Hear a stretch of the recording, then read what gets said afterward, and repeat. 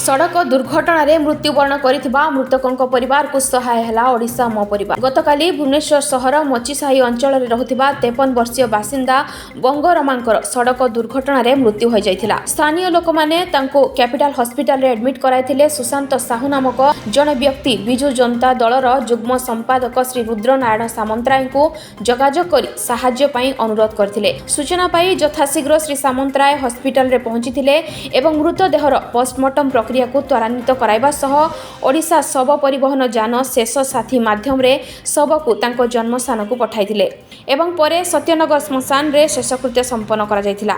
एभली महान काम पई बंगरमांकर परिवार लोके ओडिशा मो परिवार को कृतज्ञता जणाइबा सह माननीय मुख्यमंत्री को मध्य धन्यवाद जणाइछंती।